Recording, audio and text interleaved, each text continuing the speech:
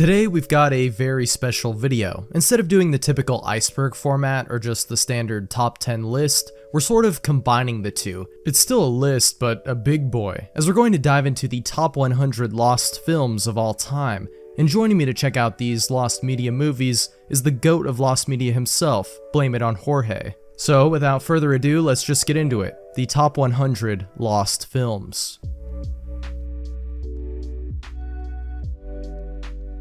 The Chaperone, 1916. Starting off our list is one of the most interesting films in the insurmountable catalog that is the collection of lost silent films. As most of us lost media heads know, an estimated 75% of all silent films are lost, and this film is one of them. Released in November of 1916, The Chaperone is described as one of the first romantic comedy films ever, starring Edna Mayo in the lead role of Madge Hemingway, who, while trying to find a rich husband, ends up falling in love with a poor guy named Jim Ogden, portrayed by Eugene O'Brien. However, realizing he isn't going to be approved by her parents, he leaves her, and she ends up marrying a rich guy called Count von Tuyl. However, she leaves him to go live with her aunt, and becomes a chaperone due to her not being in love with the Count. She ends up reuniting with her old flame Jim, while the Count is in pursuit, eventually getting into a fistfight with Jim over Madge. The Count ends up filing for divorce, and Madge is finally able to marry the man she loves in the end. Early reviews of the film were quite positive, and it sounds like the movie would be a pretty nice wholesome watch. However, there is a degree of tragedy to this production hidden behind the scenes, as one of the actors meant to appear in the film, Richardson Cotton, died after getting into a car accident on September 24th, 1916, a few months before the movie would release. There are differing reports on how the accident occurred, with some outlets stating that he was killed before filming any scenes when he was struck by a car during a walk, while another claims that he was filming a scene during the accident, meaning that there was at some point footage of the event in which Cotton was supposed to jump out of a moving car, a scene that ended in disaster, with him being hit by the car in the end, resulting in a gruesome death. Whether this really happened and if the tragic accident was recorded or not still remains a mystery. As for the film itself, it to this day is lost, and only a few surviving stills exist from the production. All-American Massacre, 2000. Following the success of the pioneer slasher film, The Texas Chainsaw Massacre from 1974 and its sequels, a lesser-known indie spin-off film was created called All-American Massacre. The movie was meant to be a tribute for the 25th anniversary of the film series, and despite being an unofficial indie film, it was directed by the son of Tobe Hooper, the original director of the first two Texas Chainsaw movies. The film was also going to feature Bill Moseley, returning to reprise his role of Chop Top, who first appears in the second film and became a fan favorite. The movie was both going to have a sequel plot, as well as prequel flashback sequences, and would be a direct sequel to the second film, set 12 years later, with Chop Top being interviewed in a prison for the criminally insane while showing his past, with the likes of the Hitchhiker and Leatherface making cameos. After which, he would then escape and start another killing spree, this time under the alias of Bloody Bobby. The movie began production as a short film in 1998, before evolving into a feature-length hour-long film, with music for the movie being composed by Buckethead, who would also be playing the role of Leatherface in the movie. Great casting choice, I might add. However, unfortunately, despite the film being completed, it was never released and has since become lost media. Likely the reason it never saw the light of day was due to copyright issues, although the director, Tony Hooper, said it was actually because it lacked funding for post-production. Some of the only footage of the movie that's been found is footage of Buckethead portraying Leatherface, which was uploaded to YouTube in 2020. The only other footage is from a teaser trailer, which can also be found on YouTube. Other than that, the film is entirely lost. The Cat's Pajamas, 1926. The Cat's Pajamas, released in 1926, is another of the victims of the lost silent film era. Starring Betty Bronson and Ricardo Cortez, the film centers around a woman named Sally, who, while working as a seamstress to support her ailing father, falls in love with a taxi driver/opera singer named Don Cesare Gracco. However, the main character, I guess, is really the cat who the movie is named after. This is because after an opera performance, the cat, named Tommy, sneaks backstage and is for some reason told that whoever he walks up to is the woman that Cesare will marry, to which it's not her owner, but rather another girl named Riza. A pretty strange synopsis, admittedly, for a film. However, this is probably because we have only a brief summary and no footage of the film that is available, only a few select stills and adverts. Der Janis-Kopf, 1920. F.W. Murnau is one of the most influential and established directors in the history of German cinema, and one of the great filmmakers of the silent era, with quite a few notable classics that are recognized even today, such as Nosferatu, The Last Laugh, and Fausto.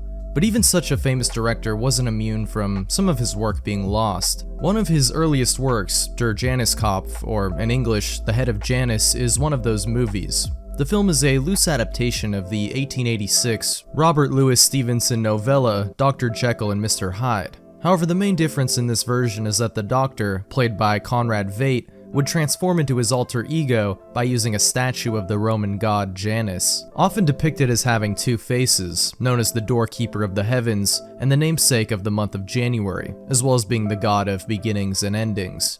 While several screen caps exist from the film, the movie itself is completely lost today. Divine Rapture, 1995. Divine Rapture is an unfinished and unreleased film that starred an ensemble cast, such as Johnny Depp, John Hurt, Deborah Winger, and Marlon Brando. The movie originally began under an outline with the title Mamma Mia, penned by Glenda Gias. It was inspired by a story of a woman in Italy during the 1970s who woke up during her own funeral. The film was eventually reworked into taking place during the 50s, and instead of Italy, it would take place in Ireland, due to the Irish government agreeing to subsidize a portion of the production costs. The plot of the film was that a woman named Mary, played by Deborah Winger, suddenly dies but miraculously comes back to life during her funeral, which leads to the priest, played by Marlon Brando, declaring that she was revived thanks to a miracle. Meanwhile, a young reporter, played by Johnny Depp, investigates the situation, until she eventually finds out from her doctor, played by Johnny Hurt, that she had a rare heart condition, which causes her to faint. The reason the film never finished production, despite quite a lot of footage being captured, is, well, the production team got scammed by a non-existent entity that was meant to pay the actors and crew. The funding behind the project was nothing more than a fraud, and so the film was abruptly cancelled. There is very limited footage that exists today, including some seen in the documentary Bali Brando, as well as in a trailer under the rough title of Holy Mackerel. Freaky Flicker's Quest for the Golden Flicker. Based on a toy line of the same name, this animated film was written, directed, and animated by one guy, Cary Howe, starting production in 2005 and pitched as a potential TV series, but later ended up being condensed into a 90-minute feature-length film that was scheduled to be released in theaters by MGM. The movie featured the pirate Arg, that's his name, as well as his crew of flickers, these toy things, as they search for the golden flicker to pay off their debts. Unfortunately for Howe, after all the hard work he had put into this film for years, he claims that on June 9th, 2009, the film and all of its backups were stolen by the creator of the toy line, Peter Gantner. And since that day, the film was never finished or even released. There are quite a few scenes which have leaked online, as well as a couple of trailers, but that's about it. Dead Ringer, 1983. Created in 1983 as a promotion for the 1981 album of the same name by the artist Meatloaf, this film was a feature-length edition meant to be listened to with the album. Starting as a futuristic take on the classic story of Peter Pan, it was going to be a black comedy written by Jim Steinman, and according to Meatloaf, Roman Polanski was in talks to direct it. However, despite the film being produced, it was never made available to the public and was only aired a few times at certain shows during the 80s, around the release of the album.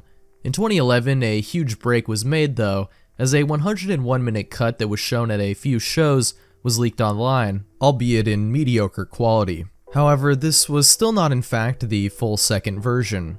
A higher quality edition of the so-called CBS cut was made in 2021, restoring it, but the coveted second full version remains lost. The Dream Woman, 1914.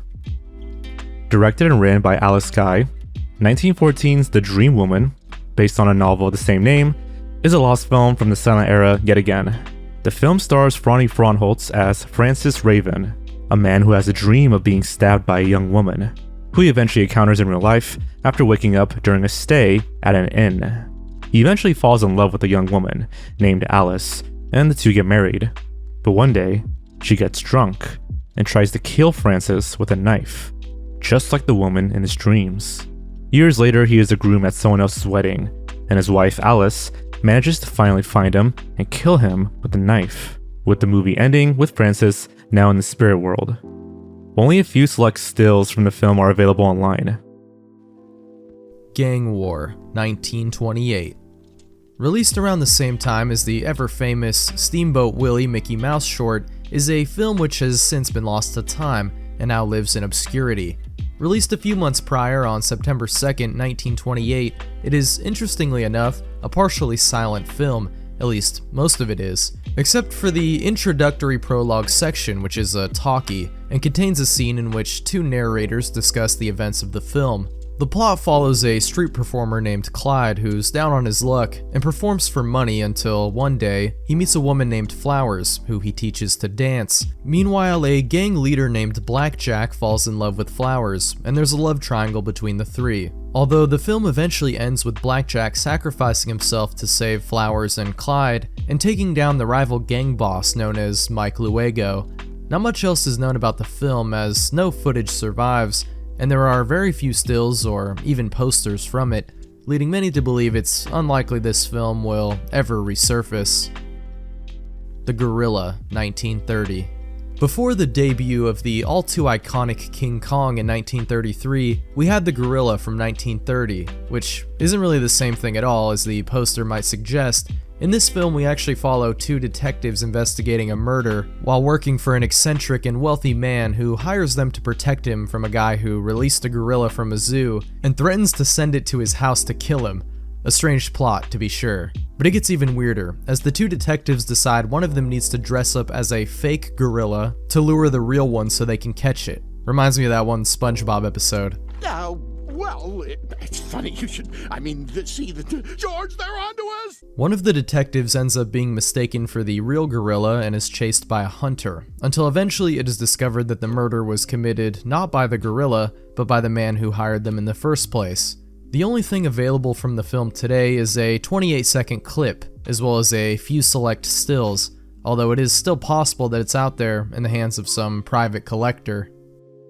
Gutsy Frog. Based on a Japanese manga of the same name from the 70s, we have an obscure live-action American adaptation, which was quietly cancelled when the film was about halfway complete. To this day, no footage has ever surfaced from this 2013 movie, and all that's really known is a few of the cast members, thanks to some behind-the-scene photos and sparse information available from articles about its creation. There are even some varying sources as to what this movie was supposed to be. As some state, it wasn't a film at all, but rather a planned pilot for a TV show. One of the only sources for the film is its IMDb page, which has a synopsis that reads, quote, "A frog is hopping in an empty lot when middle schooler Frankie trips over a rock and squashes him. However, the frog is reborn as an imprint on the front of Frankie's shirt, and now gives some advice and commentary on his life." Hats Off, 1927. Laurel and Hardy were some of the most famous pioneers of the American slapstick comedy genre, which lasted through the transition from silent films to talkies in the late 20s. One of their most well-known talkies is a film called The Music Box, which is actually a remake of a now lost silent film from 1927 called Hats Off, their 10th film. It stars Laurel and Hardy as salesmen trying to sell a washing machine but being unable to do so, all the while dropping it, carrying it around, the classic 20s slapstick humor type of stuff you'd expect. Most of these gags would be translated into The Music Box from 1932, except instead of a washing machine, this time it was a piano, which is where we get the classic gag of two characters carrying around and dropping a piano, which you see referenced in a ton of movies and cartoons. Despite this film being so important to their careers and the genre, it became lost sometime after 1930, as that was when the last known screening took place in Germany. From there would be a couple of rumors of a reel still circulating around, but no solid evidence. All we have today are a few stills, the script, and a reconstruction of what the film may have looked like. Idaho, 1925. Think of film serials as early miniseries or even television series, except instead of being on TV, episodes or film serials would be shown in theaters. It was actually a fairly popular format, leading up to the development of the TV show format we know today, even in the silent film era. One of these silent film serials was a western from 1925, which also happens to be lost media, called Idaho, although it was also known under the title of The Girl Vigilante.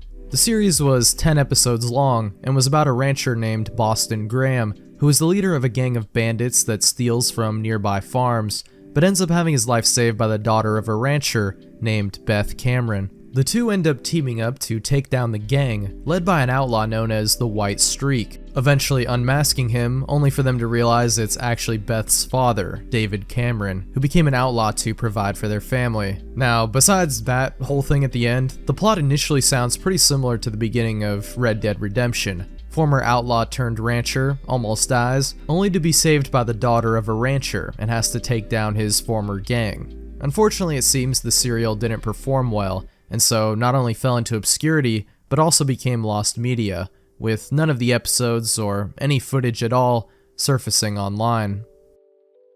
Human Wreckage, 1923.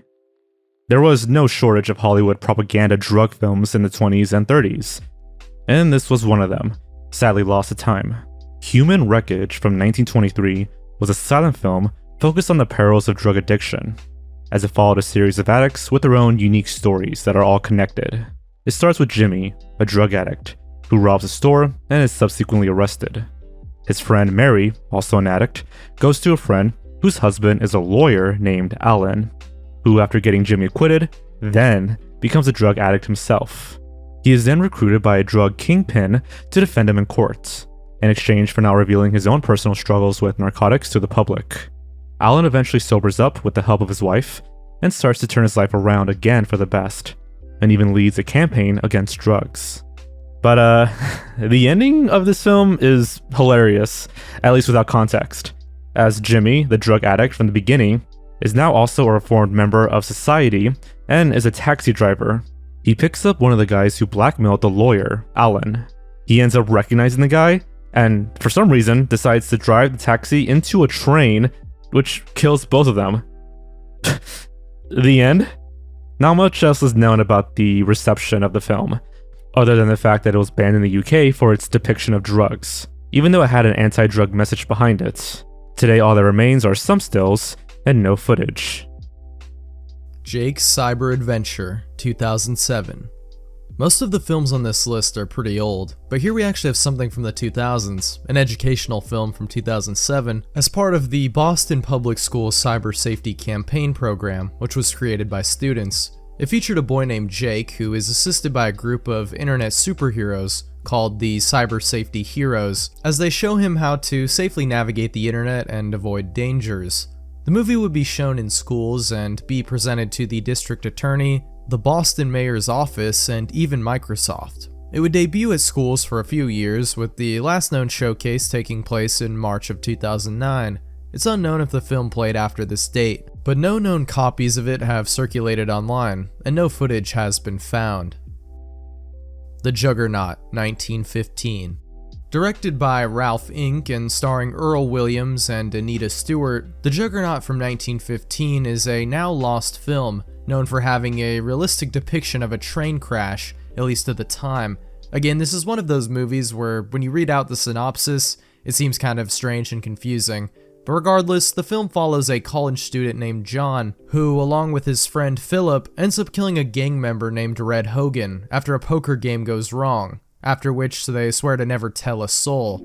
Later on, there's a love triangle between these two and a woman named Viola, who John falls in love with, but Philip is forced to marry because of his family. She ends up dying while giving birth a year later to a daughter named Louise. We then cut to 20 years later, and John is now a district attorney and sues Philip over safety concerns with a railroad, which Philip tries to shut down by blackmailing John over them killing that gang member over 20 years ago. John remains steadfast and takes Philip to trial, who requests that his daughter Louise bring him some documents. However, on the way there, of course, the train she's on collapses, resulting in a huge disaster because of Philip's lack of safety concerns. The poster of the film shows the original ending, which has John pulling her dead body out of the wreckage, although there was an alternate ending in which she survived, ending up in a coma but waking up and falling in love with John. There was also another ending which just showed her simply waking up on shore, and is the only ending of the film which has been found.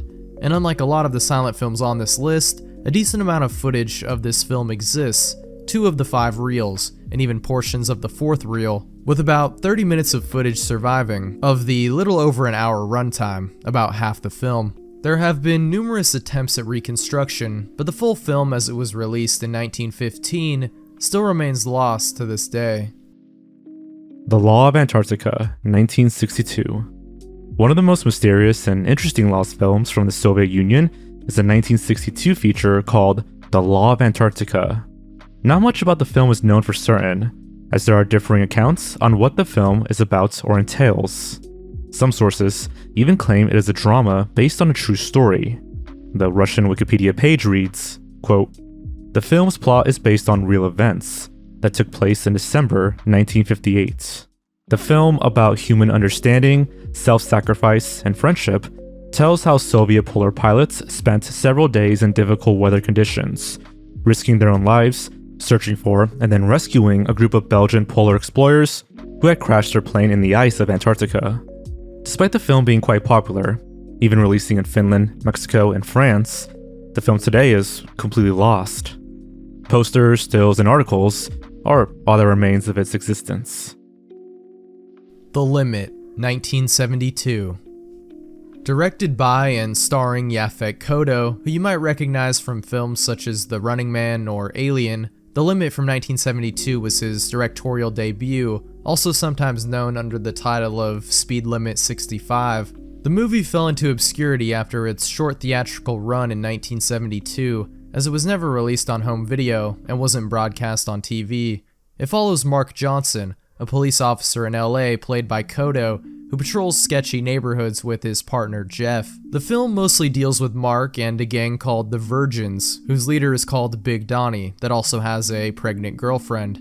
However, not much beyond that is known, other than the fact that Kotto may have had a print of the film and passed it down to his family before he passed away, meaning the film definitely has a shot at being found someday. Mafia on the Bounty, 1980. This indie film from 1980 never saw any home media release, following an unsuccessful and short theatrical run, falling into obscurity and eventually becoming lost media, with no known copies that exist and no footage being available for viewing.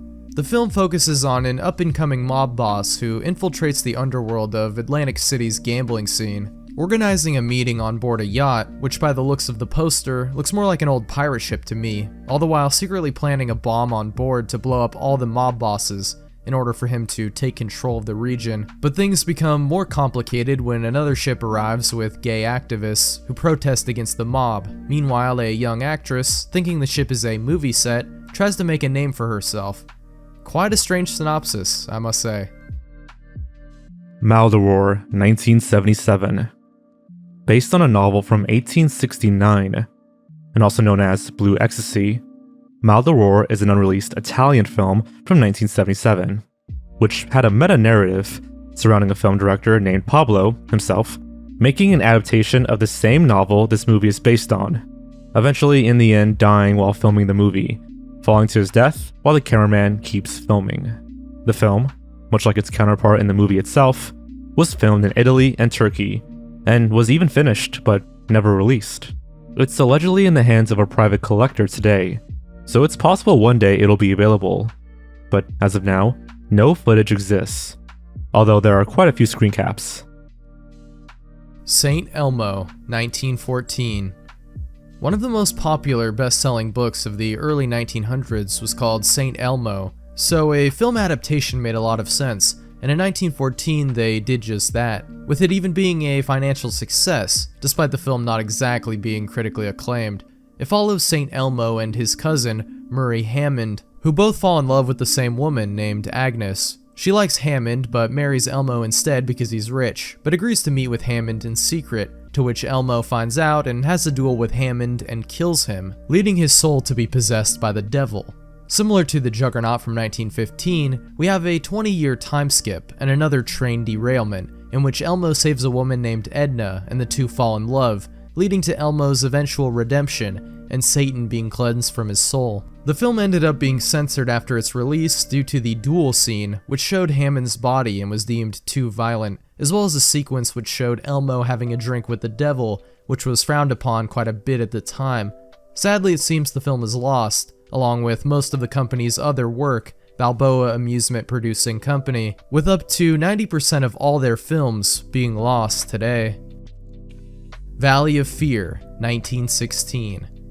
There is quite a bit of Sherlock Holmes lost media, thanks to many early adaptations of the stories, which took place before the talkie era. The second of a series of films by Samuelson Studio is one of these productions, 1916's Valley of Fear. This film focuses on the exploits of the Holmes villain, Professor Moriarty, as he tries to kill a Pinkerton detective using an assassin, although Holmes and Watson are eventually able to foil the plan and save Edwards the detective. There isn't much else to say about this movie, however, as there is no footage or even any screen caps, just occasional mentions of the film in question. Stygian, 2000. The first film credited to the now famous director James Wan, responsible for creating iconic horror franchises like The Conjuring and Saw, is an obscure indie film which has since been lost to time. An Australian short film called Stygian from 2000, which also featured Leigh Whannell, co-creator of Saw, taking on the role of a killer clown.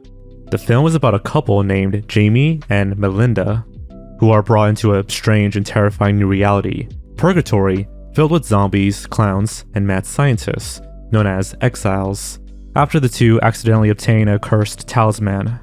The movie was relatively obscure when it was first screened at a few festivals. Wan, at the time, was not a known filmmaker, and so the film never received any home media release or widespread showings, which led to it becoming lost. There are a few short segments from the movie which were made available thanks to a documentary made for the making of another early 2000s horror film called Razor Eaters, which was directed by Shannon Young, the same co-director as Stygian. Young allegedly still has the movie in his possession, but refuses to release it to the public. But fans hold out hope that one day, someone involved in the production will someday release it online. Ruth of the Range, 1923. Here we have another lost film serial from 1923. It stars the actress Ruth Rowland playing herself. Her father is an inventor that comes up with a new fuel source called Fuel Light, which is a more efficient source of energy than coal. However, he is kidnapped by a man named Black Harper who wants to steal the secret formula for himself. So Ruth goes on an adventure to save her father and protect their recipe. Sadly, no footage exists today, nor have any episodes of the serial been found. Only a select few stills remain. Scream Evelyn Scream, 1970. Scream Evelyn Scream is an interesting, if a bit strange, horror film released in 1970 to little fanfare or success, with its latest known screening being at Cannes Film Festival in 1973. It was never released publicly in any theaters or any home media release of any kind, making it one of the more obscure movies on this list, with little known about it and no footage of any kind. The film follows a deranged serial killer named Elmer, who runs an antique shop and has a bizarre modus operandi for killing his victims. Throughout the film, he targets a girl named Evelyn, who he finds through a newspaper ad. He arranges a dinner date with her and pretends to be a chauffeur, picking her up in his personal limo before gassing her inside the car and driving her to his house, where she becomes his prisoner. She is eventually killed in a gruesome execution using a guillotine, which ties in somehow to Elmer's childhood as he screams out to his mother as she is beheaded. After some time, it shows Elmer then getting ready to attack his next victim, setting up a date with a woman named Martha, who's like a witch or something, as it shows her laughing maniacally as she burns a voodoo doll. Again, without context, a very strange sounding film. The Road to Mandalay, 1926. One of the many lost films starring Lon Chaney. although this one at least has a decent amount of footage that's been located. However, the full film is still at large to this day. A very low-quality 46-minute revised version can be watched on YouTube. The plot follows a captain and his pregnant wife on board a ship set for Mandalay, Myanmar. She ends up giving birth to a daughter, but dies in the process. From there, we get a 20-year time skip, for some reason. They loved doing this back in the day, it seems. Then we get the captain, who is now a shell of his former self, missing one of his eyes, and running a brothel in Singapore. He is now known as Singapore Joe. He occasionally visits his daughter, who he gave to a priest, and she has no idea that he is her father, and just thinks he's a gross man. She ends up becoming romantically involved with one of Joe's business partners, known as the Admiral, and the two are going to be married. However, Joe steps in and has his men kidnap the Admiral. She goes in search for her lost lover, only to almost be assaulted by a different partner of Joe, to which Joe steps in and stops him. But then the Admiral comes in and joins the fight, and in the chaos of it, she stabs Joe, killing her own father. Joe tells the Admiral to take her far away, and he agrees, leaving Joe to bleed out and die. Quite a sad ending to an already depressing story. Star Wars Original Cut. Did you know that there was an earlier rough draft of the original classic Star Wars from 1977, which is now lost, but had quite a few interesting and notable differences from the final and iconic version? This rough cut, known as the Lost Cut, was an early work print created after all the scenes were filmed, which was edited by John Jimson. It had about 30 to 40% different scenes than what we got in the theatrical release, and was not liked by George Lucas, which led him to create his own edit. However, this original Lost Cut does still exist in the LucasArts archive, titled The Star Wars, although it's only been seen by a limited number of people. Only a few of the lost and extended sequences have ever been leaked, most of which are in poor quality and lack color, music, or effects work. On Trial, 1928. An adaptation of the very successful Broadway play of the same name, On Trial was a sound film version created and released in 1928, directed by Archie Mayo and starring Pauline Frederick, Burt Lytell, and Lois Wilson. It follows a young and inexperienced defense attorney who takes on the case of a man who is charged with the murder of his best friend. Today, a trailer for the film exists, as well as several stills and advertisements, but the actual movie is still lost. The Life of Nephi. After the popularization of theaters in America hit the state of Utah, leading to its very own movie theater, the first of its kind in 1905, an interest in filmmaking was sparked in the Mormon community, and one of the earliest works was The Life of Nephi. This was a silent film adaptation of the first book of the Book of Mormon, the first Nephi, which was shown in theaters in Salt Lake City in October of 1915. It was created by William Morton outside of Salt Lake City and used amateur actors, with the entire production being self-funded. However, the film would fall into obscurity, as back then measures were not put in place to ensure the preservation of films, and after 1915, the movie was never seen again, with its few copies likely being destroyed by corrosion or lack of film preservation procedures to ensure the film would survive. Only about 40 stills exist today, and some have been found as late as 2002, so maybe a print still exists out there today, although the possibility is unlikely. Larceny, 1996. I tried to limit the amount of short films I included on this list, but this is one I just had to include, being it comes from one of my personal favorite directors of all time, and one of the most well-known and regarded working in Hollywood today, Christopher Nolan.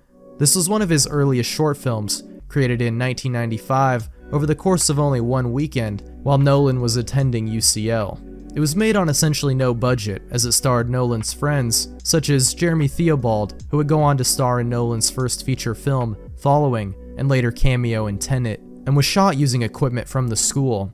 The film was about 8 to 9 minutes long, and featured a man breaking into another guy's apartment, played by Jeremy Theobald. The two then argue about the burglar's girlfriend, before another man comes out of the cupboard. We don't have much more context other than that description given to us by Theobald himself in an interview. Only a few stills of the film have circulated online, but hopefully Nolan, being a fan of home media and media preservation as a whole, decides this short film deserves to make a reappearance. Humor Risk, 1921. 5 of the most influential comedians of the early years of Hollywood and Broadway were the Marx Brothers, who wouldn't receive widespread acclaim and fame until their breakthrough talkie film, The Coconuts, released in 1929. However, their earliest production has since become somewhat of a lost media holy grail, the 1921 silent short film, Humor-esque. Not much is known about the film, other than the fact that it was likely a parody of a film released a year earlier called Humor-esque. One of the brothers, Groucho Marx, has claimed to have destroyed the only known copy of the film, which if true would render it lost forever.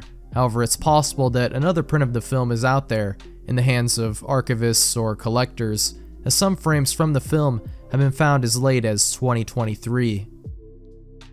The Hawk's Trail, 1919. The Hawk's Trail is another lost film serial, one with 15 total episodes, all of which, to this day, remain lost. It followed a private eye named Sheldon Steele, who was recruited by a wealthy man named Gene Drake to investigate a thief going after his family fortune. This thief would turn out to be a man nicknamed Aaron Duggan, who was pretending to be one of the members of the Drake family in order to steal the riches for himself.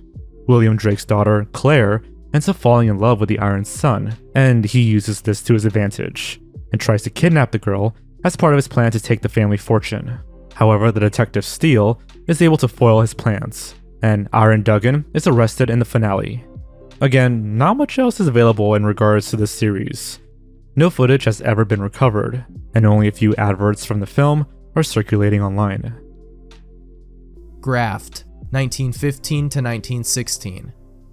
This lost serial has quite a bit more known about it. Originally titled Krakow Doom, and later The Graft Syndicate, and later just Graft, this series focused on the district attorney of New York City, named Dudley Larnagan, who discovers a criminal organization of grafters and tries to bring them down. However, despite being the main character, he dies halfway through, and it's up to his son Bruce and his brother Tom to avenge his death and take down the group.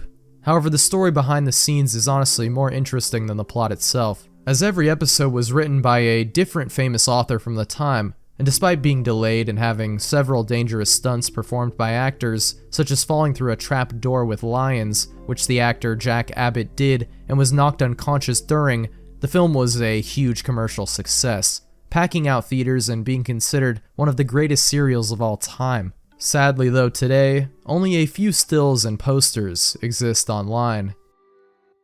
Good Trick, 1984. Good Trick is a lost animated short film from 1984, known mostly for its experimental animation techniques, which would later be replicated in Disney productions, such as 1986's The Great Mouse Detective. That's because the film animated some of the scenes with the use of 3D computer software and traced the project afterwards with hand-drawn animations, blending the two elements for the first time in animation history. It also used an unconventional approach to its animation. Drawings would be done on paper and then inked directly, before being colored on the back of the sheet, with the characters then cut out and placed on what's called an animation celluloid, instead of it being drawn with pencil and then painted directly onto the plastic cell.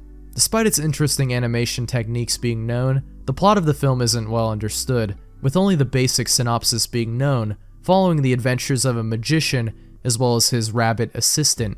It was shown at a few film festivals in 1984, and was allegedly even aired on multiple TV networks, such as HBO. However, the film is completely lost as of now.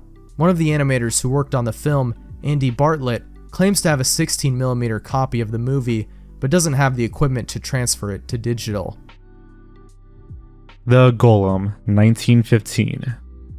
Ah yes, The Golem. This German silent horror film from 1915 was directed by, written, and starring Paul Wegener and Henrik Galeen, and is the third film in the series, the first two of which are lost media and rather obscure. And the third film, The Golem, How He Came into the World from 1920, is the only one that still exists today, and is considered an early German expressionist masterpiece and a horror classic. Sadly though, the original film from 1915 became quite obscure after its initial release, and along with the second film in the series, The Golem and the Dancing Girl, became lost media. The film follows the titular golem, a statue made of clay in the city of Prague, made to protect the Jewish people who ends up turning into a homicidal monster on a murderous quest after his lover rejects him. Some footage from the film is available, and reconstruction efforts have been made with the resources available, but the full film remains lost. Although it's been alleged that a copy could possibly be in the hands of a European film collector. The Golem and the Dancing Girl, 1917. This is the sequel to 1915's The Golem. Once again, like the other two films, it stars Paul Wegener and is written and directed by him as well, with the film also acting as a parody to the previous film, interestingly enough, being more of a comedic movie rather than horror. The Golem and the Dancing Girl, however, is even more obscure than the first film, with no footage being salvaged. All that there is a few advertisements and some stills from the production. The movie followed a prostitute named Helga, who attends a stage play of the original Golem film, with Wegener playing the actor playing Golem in the play. Confusing, I know. Helga reveals herself to be an obsessed fan with a life-size statue of the Golem in her apartment and professes her love for the creature. Wegener then breaks into her apartment in costume and replaces her statue with him inside the real one. She returns home and again professes her love to the statue, only for it to begin to move, with Wegener inside. They are then about to have sex, seemingly with him still in the costume, before they are interrupted by one of Helga's clients. What the fuck did I just read? The 40th Door, 1923. Another popular novel adapted into a film serial, which ended up being lost. It follows an orphan named Amy, who grows up in Egypt under the care of an evil man named Hamid Bey, who tries to sell her off as a child bride to a sheik. She's saved by an American archaeologist working in a tomb in the area, who helps her escape to America by pretending to be an entombed mummy wrapped in bandages. As of now, only stills and promotional images exist from this lost serial. Dreams in the Attic, 2000. Created in 1999 and pitched to the Disney Channel initially, this unheard film was finished but was still cancelled after Disney rejected it, leaving the short trailer the only footage to survive, until someone decides to leak it online. The movie starred Shelley Duvall, who plays Aunt Nellie, a woman with a magical trunk in the attic of her costume store, a trunk which contains costumes that can grant people's wishes when they wear them. El Explosion, 1971. Also known in English as The Hideout, or The Explosion, or even The Man from Marseille, this comedic crime film from 1971 features a man who, after getting out of prison, goes to recover jewelry he previously stole and hid after a heist, only to find that while he was locked up, a tourist resort was built on top of it, and so he has to disguise himself as a tourist to find the well the jewels are hidden in. The movie was only ever shown theatrically in the year it came out, and received no home media releases of any kind. However, at least one person does have the full movie, and this is known because a YouTube user would occasionally post clips from it to YouTube, and when asked about it, said he indeed had the full film, but couldn't release it due to requests from one of the actors. That YouTube channel has since been terminated, and only a few short clips can be found online. Faces of Death Original Version. Faces of Death is one of the most infamous Mondo films to ever be made, a kind of exploitative shockumentary focused on taboo subjects, mostly death. Its most famous example being Faces of Death from 1978, a controversial Mondo horror film that is presented as a real documentary, showing alleged real footage of various gruesome deaths, most of which are fake, but some are very real. According to the editor of the film, Glenn Turner, there is an original version of the film which used only real deaths and their brutal aftermaths, but due to legal concerns had to be cut from the final film. This original version was pitched to Japanese investors who surprisingly wanted even more death from the film, which at this point was already described as, quote, painful to watch. Instead of showing some of the brutal deaths and their aftermaths which they had recorded, they instead chose to do realistic reenactments of the scenes, which were still deemed quite graphic. But according to Turner, these were nothing in comparison to the original newsreel cut, one that likely will never see the light of day. The Divine Woman, 1928. The Divine Woman from 1928 is a silent film adaptation of the Broadway play Starlight, and follows a young woman named Mary Ann, played by Greta Garbo, who after becoming sick of her life on a farm, moves to Paris to pursue her dream of becoming an actress. She moves to Paris and falls in love with a soldier who is deployed to Algiers, named Lucien. However, she becomes involved with a theater producer named Henry, hoping to become a big star, which she does, becoming the most successful actress in Paris. However, she learns her first love, Lucien, is on the run after deserting the army, and the two reconnect. This reunion is short-lived, when Lucien is caught and arrested, and Marianne is left with a tough decision between breaking Lucien out of jail or continuing to live her idyllic life as a famous actress. Eventually, she decides to quit her successful career and waits for Lucien to get out on parole, where the two of them then leave for South America in search of a new life. The film had quite a fairly widespread theatrical run, airing not only in the United States, but across the world, in Russia, Poland, France, Germany, and Sweden. Even still, it didn't prove to be a critical or financial success. Today, only about 9 minutes of the film survives, thanks to one of the reels being found in Russia in 1993. It's recognized by the American Film Institute as one of the 10 most important lost films of the silent era. Dead End, 1985. Directed by Emerson Bixby, this was a comedic zombie horror film created in 1985 about a documentarian who, while investigating a UFO crash, discovers that a zombie apocalypse is also taking place. The film is thought to be pretty obscure, given all there is of the film is an IMDb page, as well as the director's own words about the project, saying in a post about the film, quote, "Dead End was never released. I shot it on video with a budget of maybe $1,500, made several copies to send to small-time distribution companies, and nothing ever happened. None of the distributors responded, and the 10 or so copies kept by myself and some of the crew are, to my knowledge, all that remains of Dead End.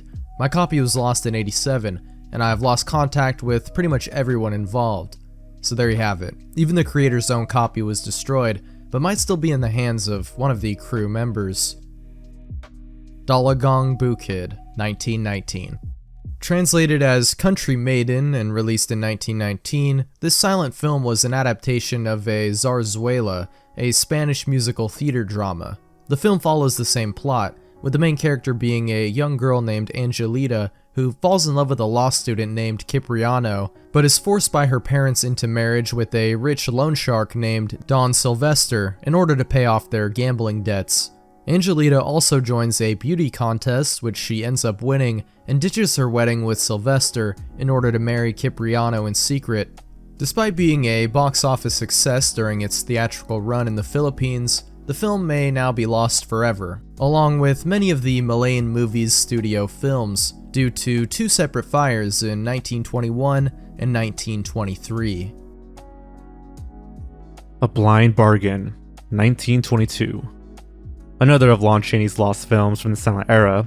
This was a horror movie based on the 1897 novel The Octave of Claudius, released in December of 1922. Lon Chaney plays both main roles of the half-ape man and the doctor behind the experiments, Anthony Lamb, who is trying to find a way to extend human lifespan. A down-on-his-luck man, Robert, comes home from the military, only to discover his mother is dying and is now desperately in need of cash, and decides to try and rob Dr. Lamb. This plan ends up going awry, and the doctor drugs Robert and takes him to his house to be used in his ghastly experiments. However, when Robert wakes up, he finds his mother is there too, and the doctor offers him a deal. If he allows Dr. Lamb to perform experiments on him, he promises to cure his mother, to which he agrees.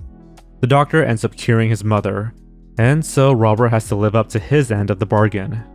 However, he is warned against returning, or else he might end up like the Ape Man. Which, speaking of, the Ape Man and the doctor's wife show Robert the many failed experiments of the mad scientists, including many other caged ape men. Dr. Lamb walks in on this, and has Robert strapped to an operating table to await his experimentation. However, Robert is freed by the ape man, who also escape from the doctor's lab and kill him. Robert then goes on to publish a book about the ordeal. The film received positive reviews, and Chaney's portrayals of both the doctor and the ape man were praised. However, unfortunately, no copies of the film are known to have survived. with the original negative of the movie being destroyed in 1931, and the other known prints being burned in the 1965 MGM fire, which notoriously was responsible for making a lot of media lost. Only stills and posters are available today.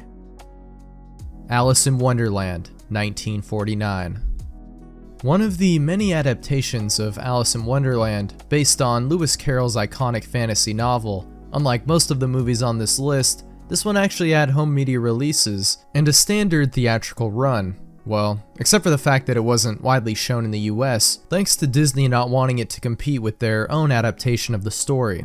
This version was a French and British production, which utilized stop-motion animation for the characters of Wonderland, with Alice being portrayed in live action by Carol Marsh. The movie has a 1 hour and 11-minute cut which can be viewed on YouTube today.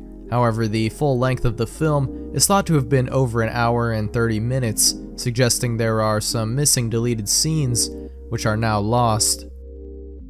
Street Fighter, 1959. Let me stop you right there because this has nothing to do with the popular fighting game franchise, as much as I wish it did. This film, directed by Joseph Sargent and starring/written by Arthur White, is extremely obscure, with very few details known about its plot. All we know is that it follows a teenage gang leader who gives up his life of crime after his girlfriend is murdered.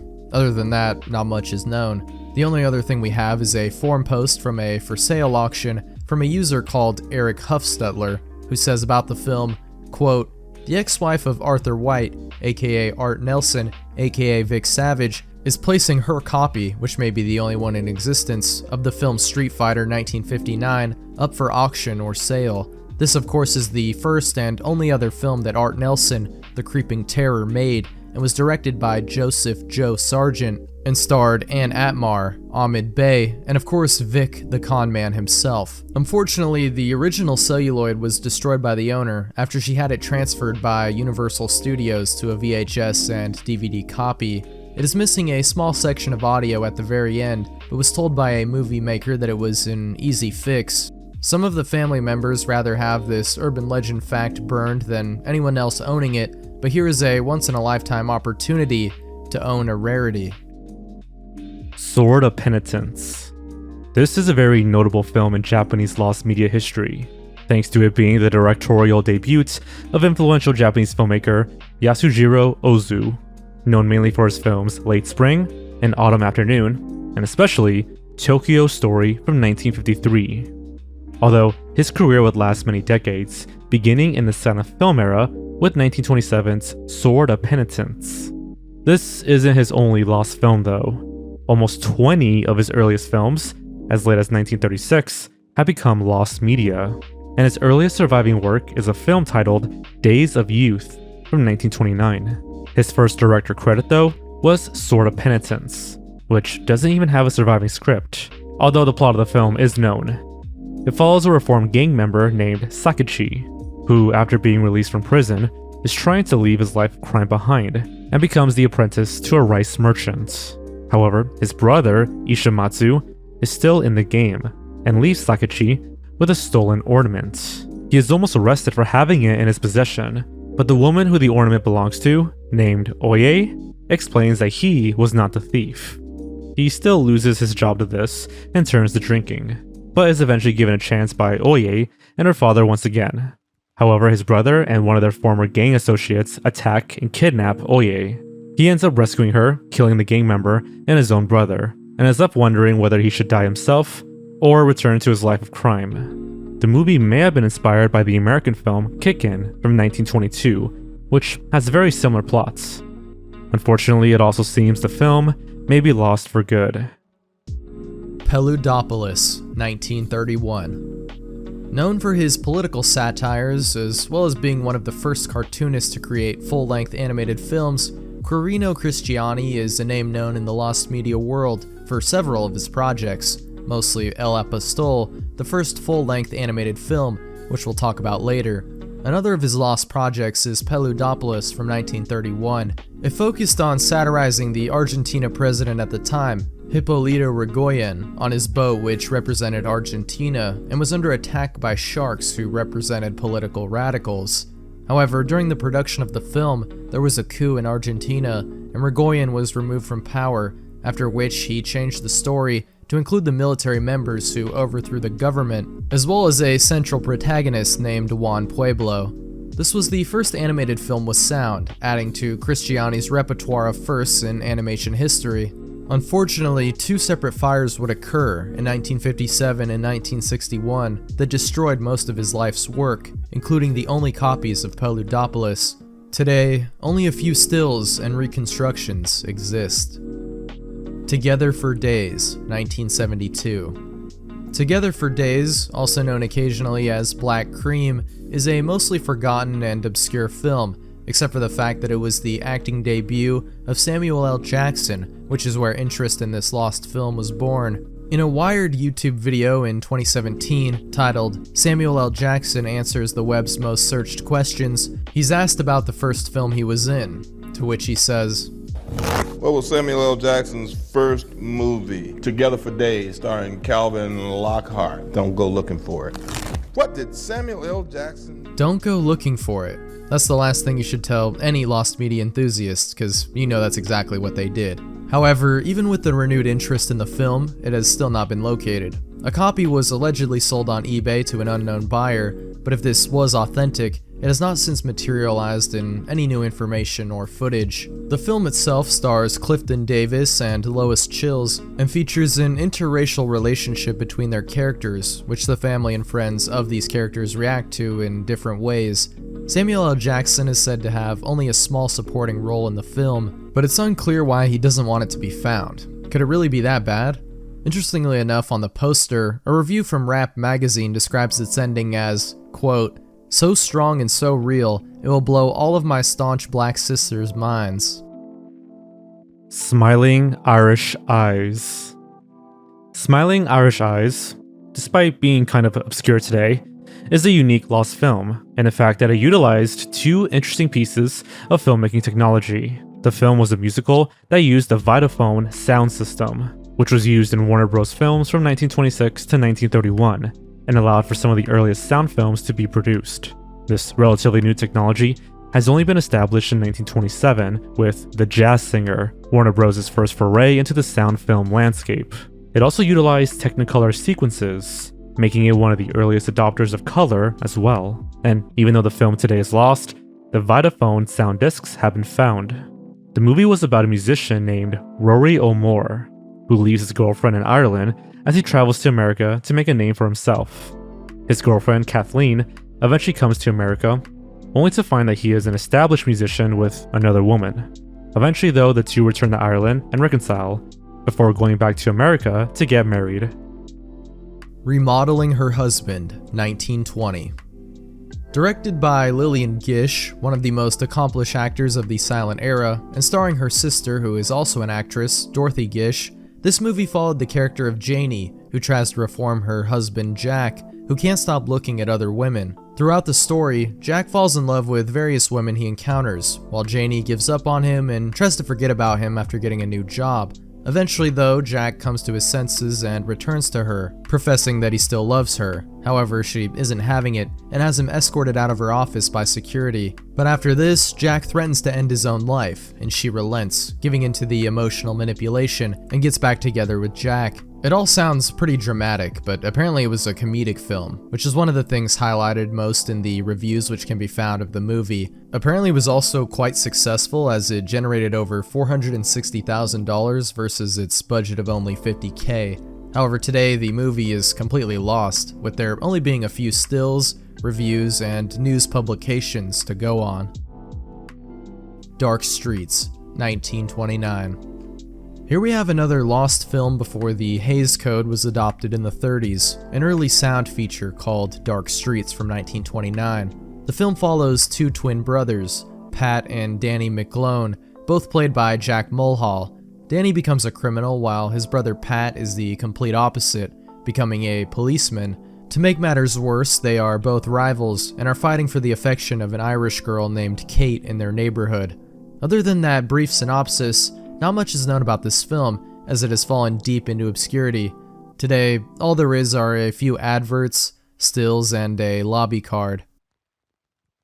The 5,000 Fingers of Dr. T, Original Cut. The 5,000 Fingers of Dr. T is a fantasy musical comedy from 1953 about a young boy named Bart, who ends up traveling to a magical dream world in which he has to team up with a plumber to help rescue his mom from Dr. T, his evil piano teacher. The most notable thing about the film is that it was written by Dr. Seuss, hence the strange plot. However, the final version was not the full vision of Theodore Geisel, aka Dr. Seuss, so much so that he left the movie out of his personal biography. This original version was said to have a much darker tone, with many more songs, which ended up being scrapped. This lost version of over 1,000 pages as well. Initially, this cut was shown to test audiences, and had 24 musical numbers instead of the 11 featured in the final version, and also included many extra scenes, which are now lost. This extended cut was set to be 139 minutes long, versus the 89 minutes of the official release. No footage from any of these lost scenes or songs have been recovered. All that remains are a few stills from some of the cut material, as well as the track list. The Bald Knobbers in Missouri, 1913.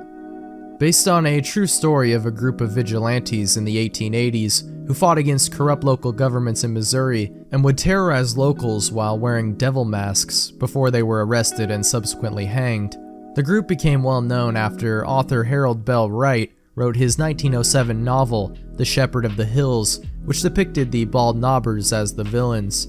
This 1913 silent film would depict that as well, and was made to be quite accurate to the true story, including shooting scenes in the same areas of Missouri, as well as recreating the hangings which took place in 1889, and even allegedly had real bald knobbers who acted in the film as themselves. The movie was shown in theaters in 1913 and received quite a bit of backlash and controversy due to the violent nature of the film, as well as because of the hanging scene in particular. The only things that survive from the movie today are postcards and promotional stills from the production. Oh Kaiser, 1917.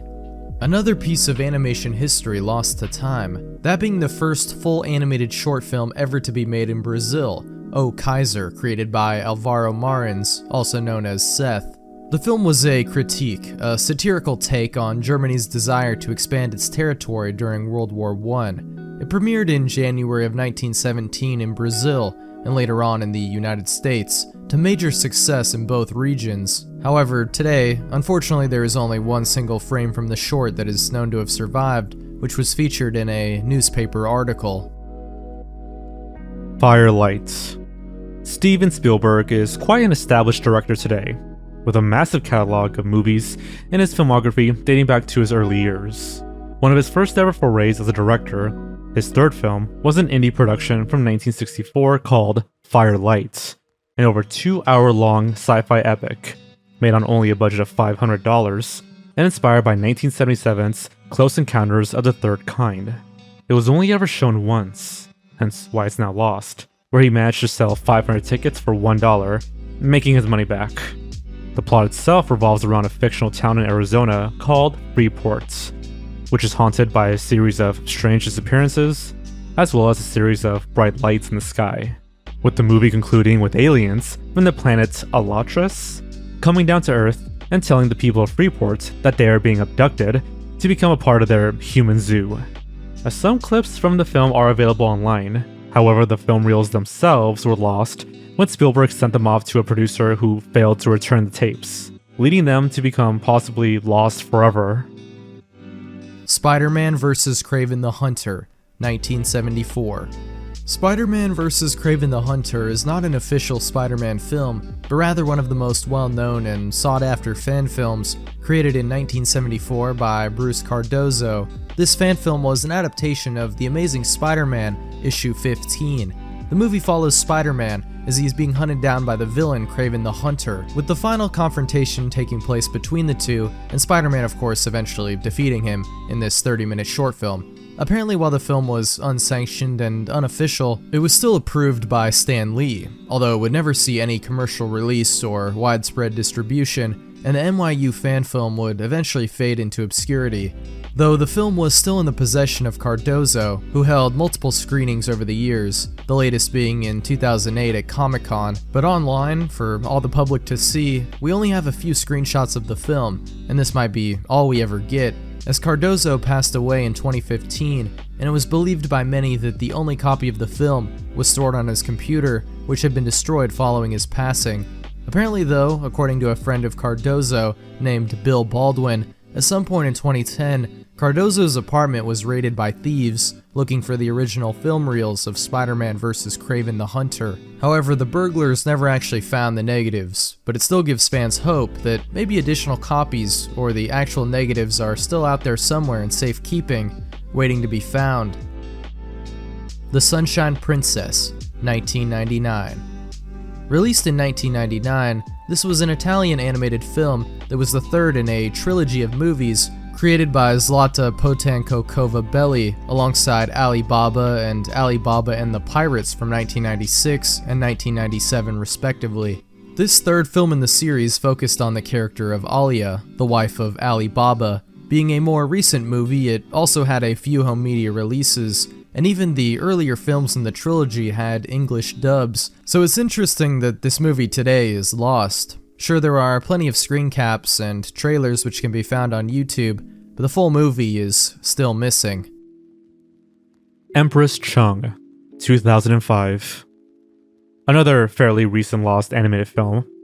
This movie is a Korean animated feature based on a Korean tale of a young girl who is willing to sacrifice herself to restore her father's eyesight.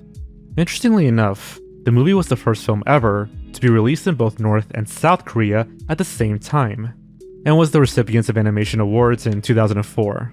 Despite this, only some test animation, as well as a trailer for the film, is available online, with no confirmed home media releases being discovered, although there may have been some obscure releases in North Korea, which have not been found.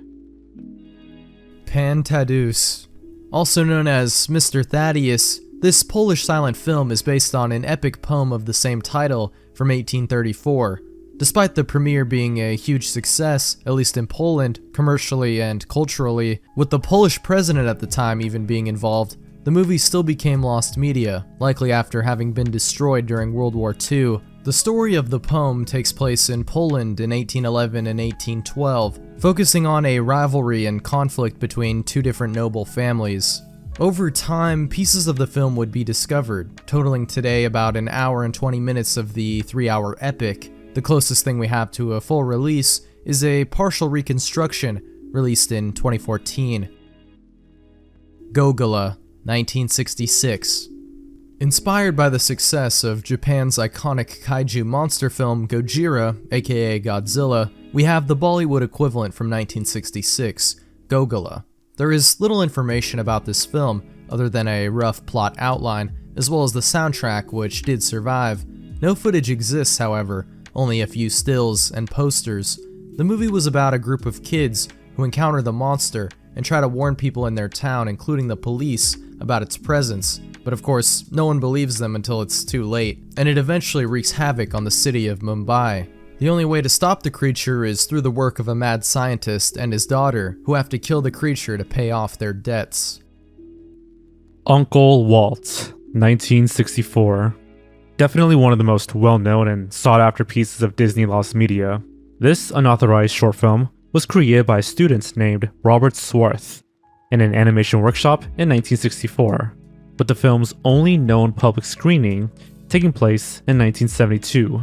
The short is quite infamous for its strange and disturbing depictions of Disney characters, almost sounding like a bit of a creepypasta when you only have the synopsis. It starts with Walt Disney through various stages of his life, before transitioning to a graveyard with the tombstones of Disney characters, such as Perry the Squirrel from the 1957 film Perry.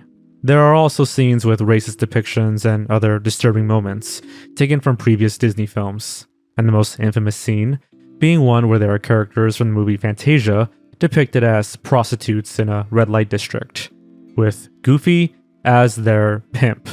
The final scene of the short shows the 7 dwarves worshipping Mickey Mouse in a so-called Mouse Ka Mausoleum. Originally, it was thought that the film was created by Disney employees in the 50s, although this was eventually debunked. And before you say it doesn't even sound like this is a real thing, there are stills from the scenes of the short in question, including the infamous red light district sequence. However, that's all we have, only a few select stills. No footage from the short itself has been released online. Although in 2024, a reel of the shorts was sold on eBay, which is where most of the known stills come from. So maybe someday soon we'll get some closure on this fever dream of a Disney short film. Four Devils, 1928.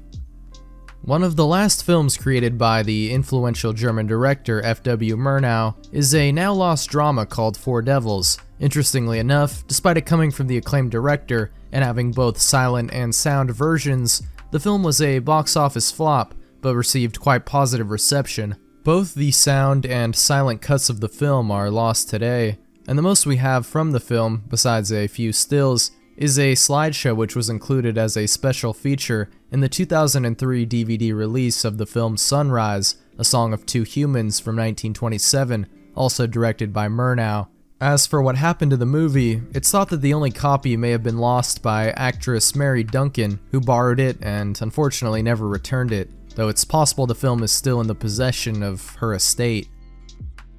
The Cuckoo Clocks of Hell, 1973. The Cuckoo Clocks of Hell is a lost 3-hour cut of the 1973 horror film Last House on Dead End Street. Inspired by the Manson murders, the movie follows a serial killer who, after being released from prison, finds and kidnaps people before creating snuff films while murdering them. The film is known for being extremely violent, and at one point was even thought to have real snuff tapes inside the movie, which of course was just an urban legend.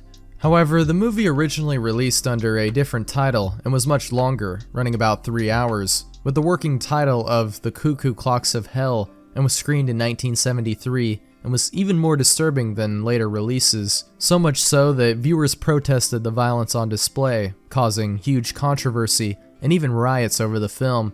Eventually it was edited down and re-released under the title of The Funhouse in 1977, as well as Last House on Dead End Street in 1979, taking inspiration from the title of Wes Craven's film, The Last House on the Left.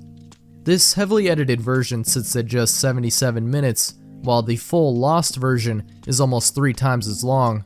All we have today are news articles reporting on the first unedited cut, but no footage of the missing scenes have been found. Dracula's Death, 1923. A lot of Dracula lost media on this list, and one of them is one of the earliest on-screen portrayals of the character in 1923's Dracula's Death. The movie follows a woman named Mary, who has visions of a psychotic inmate in a mental ward that she believes is Dracula, not being able to tell if they are real or just nightmarish delusions. Eventually though, her visions come true when Dracula kidnaps her and takes her back to his castle to marry her. Very little else is known about this silent film.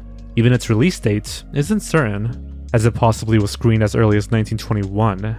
Either way, only a few photos are available from the production today, and this film may very well be lost forever. Dr. Blake's Revenge. Also known by the strange title of The Sex Serum of Dr. Blake, Voodoo Heartbeat is a 1973 horror exploitation film revolving around a doctor who creates a solution that transforms him into a bloodthirsty beast man. The film ended up becoming pretty obscure after its release and was not made available in the form of home media releases. It wasn't until November of 2023 that the film was finally released officially in a Blu-ray set called Vinegar Syndrome's Lost Picture Show, which included 10 previously lost films, including Voodoo Heartbeat. But there was allegedly an even more obscure sequel titled Dr. Blake's Revenge, with next to nothing known about it that still remains lost to this day, with the only evidence of its existence being a mention by one of the film's actors, Mike Zapata, in an interview. Number 13, 1922. Of course, one of the most well-known and influential directors of early Hollywood was the famous director Alfred Hitchcock, known for classics like Vertigo, Rear Window, Psycho, North by Northwest, and many more. But his directorial debut remains an obscure lost relic created in 1992. It is known as Number 13, or Mrs. Peabody. Unfortunately, the reason it's lost is likely because the film was cancelled 2 reels into production as the project ran out of funding. These 2 reels have never been seen and were likely disposed of shortly after production was halted, meaning it's very possible no one will ever see the footage to this lost and cancelled film. As for the plot, not too much is known about it, other than the fact that it focused on a building owned by a man named George Peabody, which housed low-income tenants in London. The only thing remaining from this lost project is this one photo. Nobody Ordered Love, 1972. This title is one of the most wanted pieces of lost British history. Directed by Robert Harford Davis and starring Ingrid Pitt, the film ended up being a commercial and critical failure, despite the interesting backstory behind it. This film was meant to be a condemnation of the exploitation genre, as it's centered around the filming of a movie in-universe about World War I, called The Somme, which had numerous setbacks and a series of tragedies which befell cast and crew, much like similar exploitative Hollywood productions. The director ended up regretting the creation of the film, as he took all known prints and had them destroyed upon his death in 1977. So it seems that all that survives now are a few black and white stills and the script. Blood Circus, 1985. This was an interesting sci-fi film from 1985 that featured several pro wrestlers from the WWF, or as we know it now, WWE. It was about an alien invasion of a species called the Zoran who would eat humans. The film was only given a limited amount of screenings after it left post-production in 1987, being shown in a few local cinemas, but making back nowhere near the film's budget of an estimated $2 million. There was a semi-recent screening of the film in 2014, but that's the last anyone has heard of this long-lost and obscure film from the 80s. Well, except for the time the film reels were put up on eBay for the low starting bid price of only $21 million, or the buy it now price of $750 million, which I didn't even know you were allowed to go that high on eBay, but yeah. To everyone's surprise, the film reels went unsold, and the movie remains lost, with only brief clips of the film being made available online. Kansas City Blender Massacre, 1986. Here we have a pretty strange and very obscure short film from the 80s, with not much known about it at all, other than the fact that it was written and directed by Todd Sheets, and was about a serial killer who somehow managed to use a blender to end his victims. The film is so obscure, in fact, the only proof of its existence is an old IMDb page, as well as a director filmography of Todd Sheets showing the movie. No footage or even screenshots of the movie have ever surfaced online, as far as I could tell. A Daughter of the Gods, 1916. A Daughter of the Gods is a well-known piece of movie history, thanks to it being one of the first movies to ever show full frontal nudity, which of course was taboo back then, releasing in 1916. The movie starred Annette Kellerman, professional Australian swimmer, and was directed and written by Herbert Brennan. Taking inspiration from the Broadway play The Darling of the Gods from 1902, this film follows a sultan who makes a deal with a witch in order to bring his deceased son back to life, which will only happen if he kills a goddess, a promise he cannot fulfill, even when his own son's life is on the line. It also, interestingly enough, takes place in an underwater kingdom of sorts, similar to that of the fictional lost city of Atlantis. The film was quite successful and made back more than its reported $1 million budget, and one of the screenings was even attended by President Woodrow Wilson and the First Lady Edith Wilson in 1916. However, today, no prints of the film are known to have survived, and all that is available are a few screenshots, notably one of the infamous frontal nudity scene. Romusha, 1973. Directed by Herman Nagara, this lost film is relatively unknown and mysterious. Allegedly releasing in 1973, there is little to no information about this lost film. This is likely because the film was destroyed shortly after its creation and never saw the light of day, due to it exposing the war crimes taking place in a Japanese-occupied Indonesia, exposing the horrors of forced labor, otherwise known as Romusha. Fight Harm, 1999. Definitely one of the strangest entries on this list, this cancelled film from 1999 wasn't going to be your typical comedy movie. Instead, it would feature the film's creator, Harmony Korine, getting into fights with people on the streets of New York while filming the entire thing, with some added gimmicks, such as the fact that he couldn't throw the first punch and had to fight people bigger than him. He would do this by insulting these people and provoking them until they eventually throw hands, with the crew not being allowed to stop the fight until Korine was knocked out. As you can probably imagine, this didn't exactly go as planned, with the team only being able to get about 17 minutes of footage before the title had to be shelved, thanks to the many injuries, as well as getting arrested multiple times. So basically, this guy got into 9 brutal fights for no reason, collecting about 17 minutes of footage, none of which has seen the light of day. To this day, Korine has refused to share the missing footage, except for a short clip shown at a film festival in Key West in 2018, which was only visible on his phone. All there is today is just this one screen cap. El Apostol, 1917. This was the first full feature-length animated film, being an hour and 10 minutes long, created by Chirino Cristiani, the mind behind Pilaropolis, the first animated feature with sound. It was made in 1917 and remains lost, just like Pilaropolis, as well as another of his animated feature films from 1918 called Sin Dejar Rastros.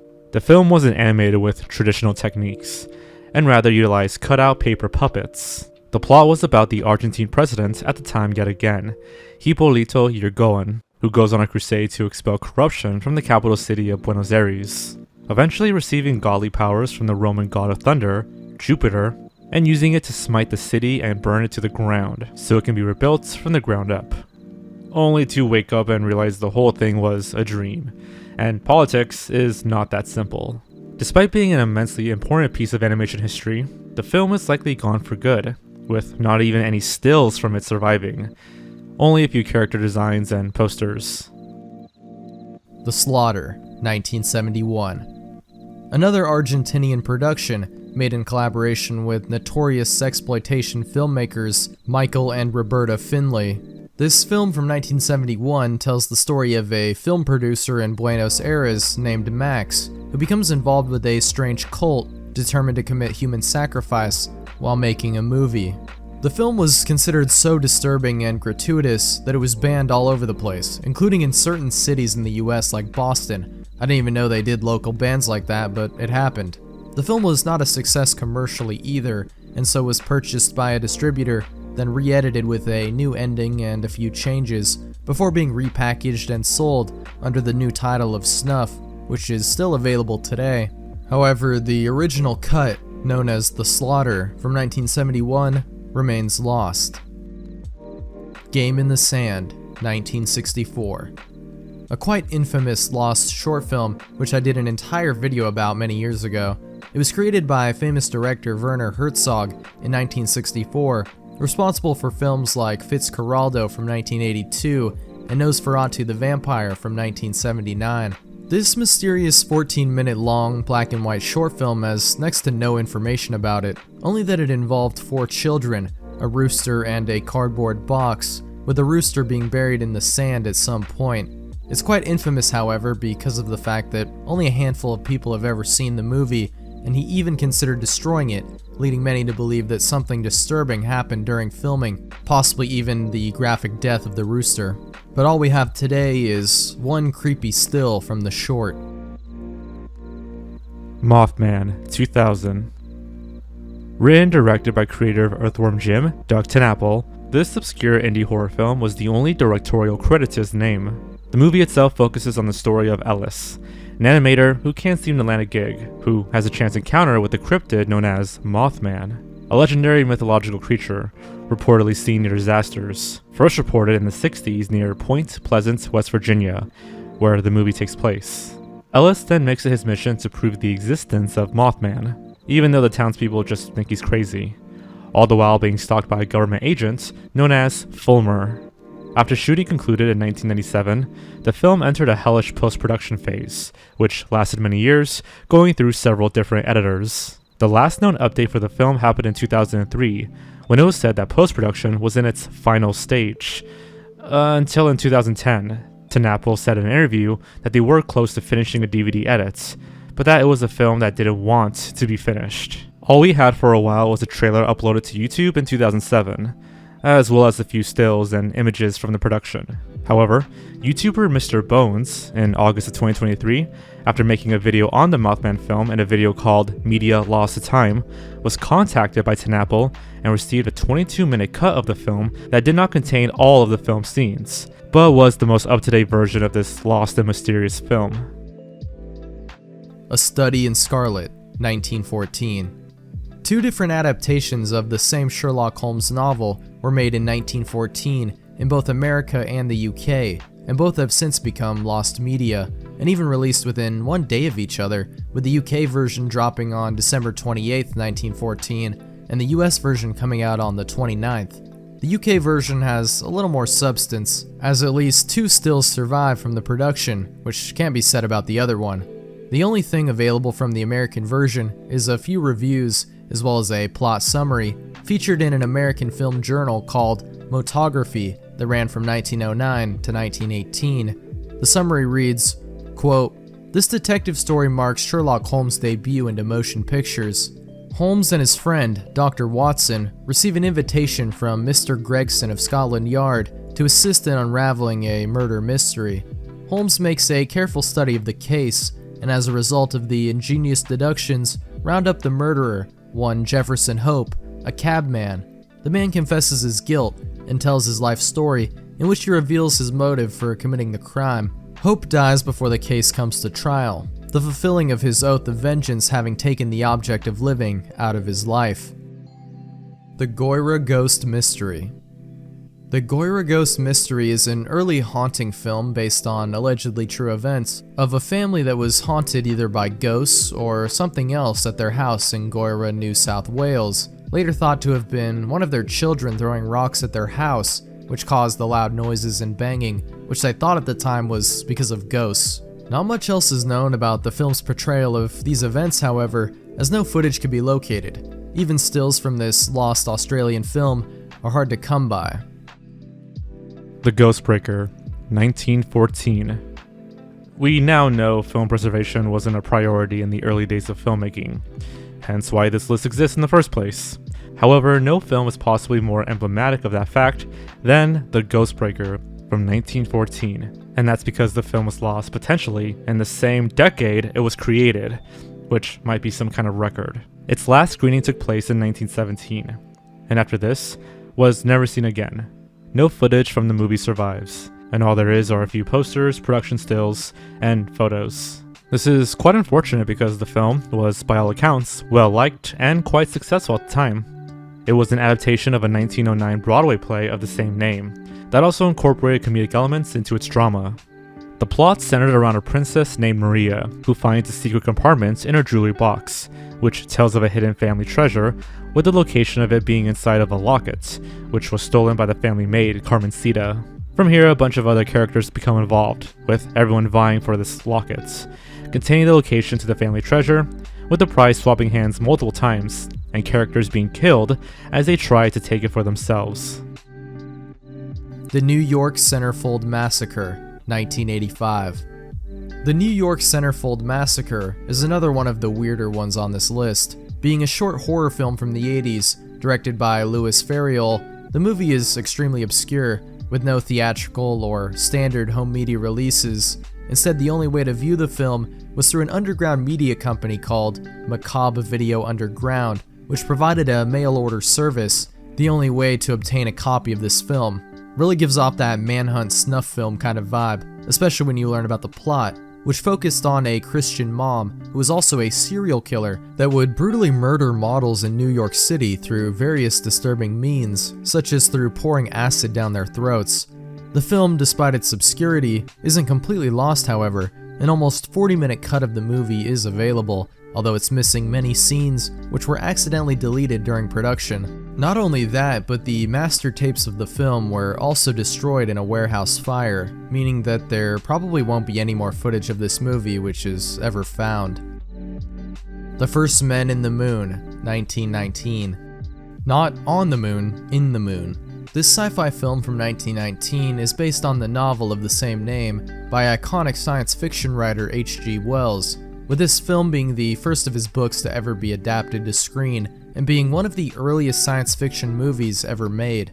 The film follows a scientist named Samson who travels to the moon in a spherical craft and ends up meeting the aliens living on the moon, known as the Selenites, all the while his greedy friend Rupert vies for his niece's hand in marriage and wants to make a profit off the scientist's invention.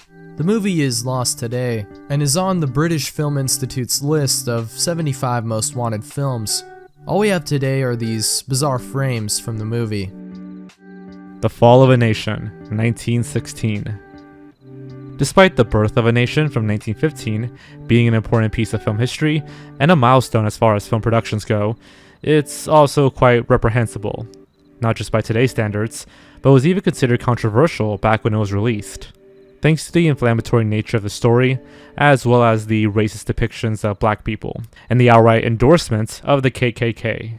Not all that surprising when you realize it's an adaptation of a novel from 1905 called The Klansman, a historical romance of the Ku Klux Klan. However, even though this movie ended up being incredibly popular and a commercial box office hit, the sequel film did not receive the same reception, instead falling into obscurity and becoming lost. Released only 1 year later, 1916's The Fall of a Nation was one of the first sequel films ever made, and was quickly thrown out to capitalize on the success of The Birth of a Nation, to which it failed.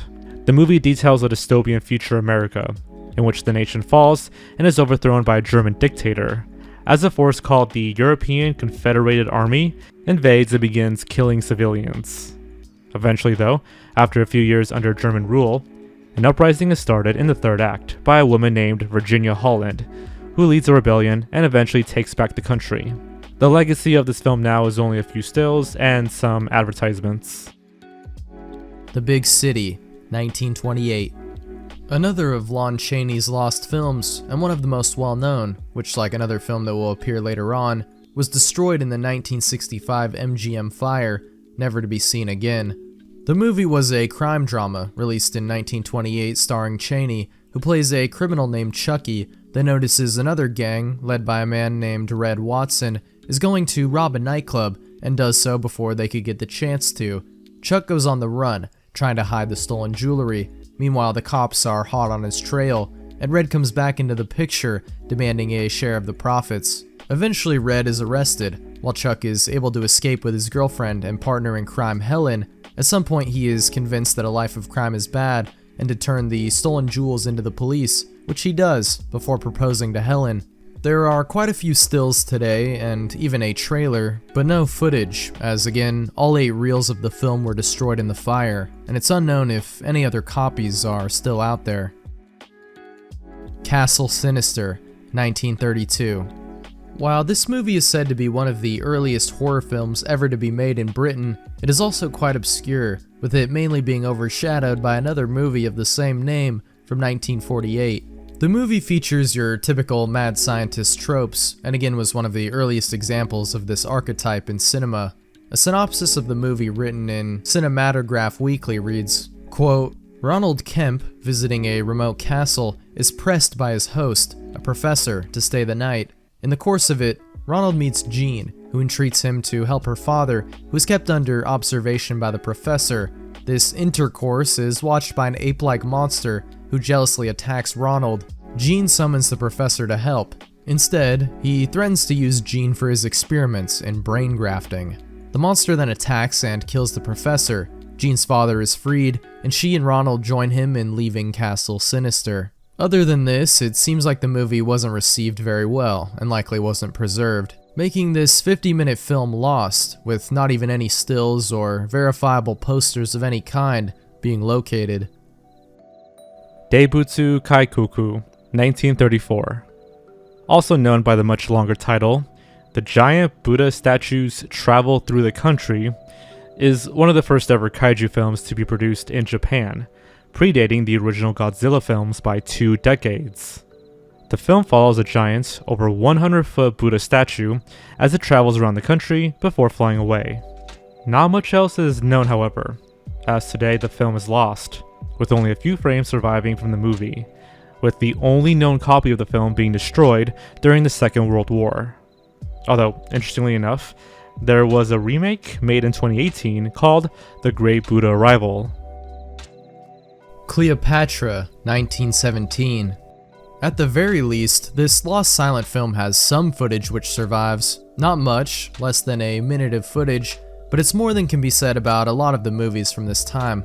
Still, it's kind of shocking that a film with the scale that Cleopatra had could be lost, given that it's thought to have been one of the most complicated and expensive productions at the time it was made. This is mostly due to the fact that the film had two of its last known copies destroyed again in two fires. One in 1937 at the Fox Studio Vault, and another at the Museum of Modern Art in New York in 1958. It's really a sad story, given the scale of the movie, which can be seen in the few short clips which are available. The movie itself follows the story of the historical figure it's named after, who flees Egypt after having her life threatened, but eventually is killed by a priest who falls in love with her. Knights of the Werewolf, 1968.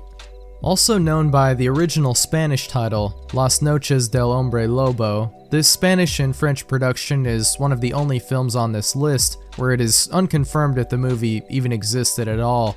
Allegedly, it was released in 1968 and was the story of a professor who manipulates his own student, who happens to be a werewolf, into his revenge plot, using sound waves to control him after he transforms.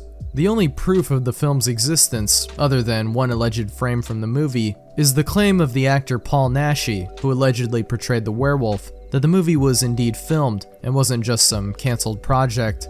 He claimed that the director, René Govar, died in a car crash only a week after principal photography was concluded, and either the film itself was also destroyed in the crash or ended up being misplaced.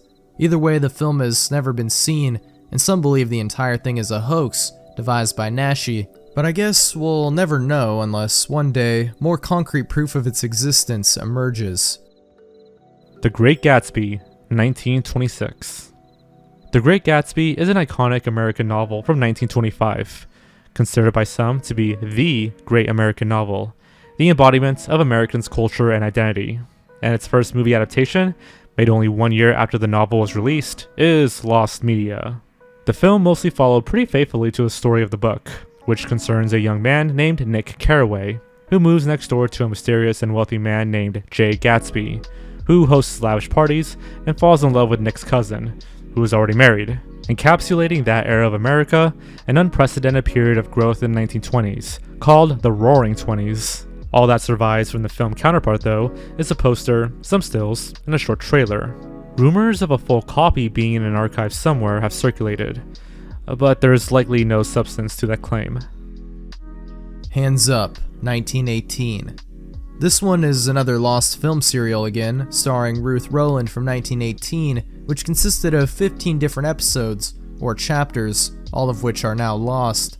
The entire story behind the serial isn't fully understood, but we know it follows a cowboy who is nicknamed Hands Up, possibly the dumbest nickname I've ever heard, and rescues a girl named Echo Delane, played by Ruth Rowland, who is captured by descendants of the Incas who intend to use her as a human sacrifice. Somehow there are other villains involved too, such as a woman known as the Adventuress, as well as a rival cowboy, an outlaw that wears a bandana called the Gentleman Rancher. Aside from this though, not too much else is known, and it's likely the film reels have deteriorated by now, making it lost forever, with there only being a few stills and posters that survive. Phantom of the Opera, first adaptation, 1916. The first Austrian film on this list, and the first ever adaptation of the 1909 novel, which may have been adapted more than any other, at least in early film history it seems. This entry though remains one of the most mysterious, as there are no stills, footage, or any photos at all from the production. All we know are a few key differences to the plot, which are changed from the novel, such as the death of the main character, Eric, the eponymously named Phantom, who is a disfigured man living inside of an opera house that a talented singer performs in named Christine, who he is obsessively in love with. In the book, he dies without his love, but in a non-violent way, whereas in this movie, he dies in a boiler explosion. The Cure for Insomnia, 1987. A film talked about on this channel many times, thanks to it being one of the more interesting lost movies. it's not your typical case, as the film is said to be 87 hours long, making it, at the time it was released in 1987, the longest movie of all time. It was an experimental piece created by John Henry Timmis IV, and consisted of an artist and poet, L.D. Groban, reading a 4,000-page poem called A Cure for Insomnia. It was only shown briefly one time, but went on for a few days in late January, early February, never receiving any kind of home media release. All we really have are reviews from people who allegedly viewed it, as well as commentary from those involved, such as L.D. Groban, who read the entire poem during the movie, but sadly passed away in December of 2011. Batman Fights Dracula, 1967. Not to be confused with the animated film from 2005, The Batman vs. Dracula, this film was an unofficial Filipino movie from 1967, focusing on a mad scientist-type character named Dr. Zorba, who manages to bring Dracula back to life to fight Batman, with Batman's sidekick Robin in this film called Ruben managing to be the one to defeat him by turning Dracula to their side and against the Doctor, who ends up killing him. Funnily enough, there's even another lost movie called Batman Dracula from 1964 with no relation and also unauthorized, created by Andy Warhol, but at least some footage of that movie is available, whereas Batman Fights Dracula remains quite elusive and remains one of the lost media holy grails. The Mountain Eagle, 1927. Another of Hitchcock's lost films, and definitely his most famous, this was his second directorial credit and his only finished movie to ever be lost, not counting the unfinished number 13 of course. The movie has a fairly strange plot, as it follows a woman named Beatrice, a schoolteacher in a small town in Kentucky, who is accused by a man named Pettigrew of trying to sexually entice his son. He himself tries to make advances on Beatrice, only to be rejected, at which point she is cast out of the village. She is given shelter by a man nicknamed Fear God for unknown reasons. He attempts to have the two of them married in the town to allow her to return, but instead this only angers Pettigrew, who arrests Fear God on suspicion of him murdering his son who has gone missing. Eventually, about a year later, Fear God escapes prison and finds Beatrice, who now has a child that is ill. They then have to return to the town to get help for their child, at which point they are about to be confronted by Pettigrew yet again, until his long-lost son finally returns, and everyone lives happily ever after. Despite the movie taking place in Kentucky, it was filmed in Germany and Austria, and suffered many setbacks during production. Interestingly enough, it seems a dog named Major might have played a major role in the story, pun intended, due to appearing in production stills and even being on the lobby card for the film, although the exact role of the dog in the movie is uncertain. The film was screened for a few years in both the UK, as well as abroad in the United States, the Netherlands, and Spain. However, despite Hitchcock's later works being praised as filmmaking masterpieces, this film was not considered very good and didn't perform very well commercially either. And with no surviving prints or reels from the movie, it is now one of the most desired lost films of all time. No footage from the film exists online today, only select production stills and frames from the movie. Greed, 8-hour cuts. Greed, directed by Erich von Stroheim and based on the 1899 novel McTeague, is considered one of the greatest films of the silent era. It tells the story of a dentist named McTeague in San Francisco, who meets a woman named Trina, who he marries.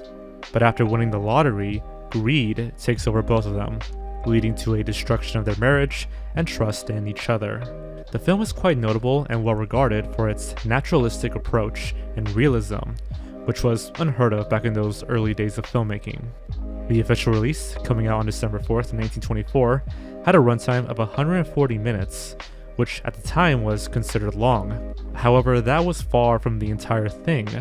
The original cut of the movie was said to be around 8 or 9 hours long, running from 42 to 49 film reels, when a typical movie at the time would only be around 9 in total.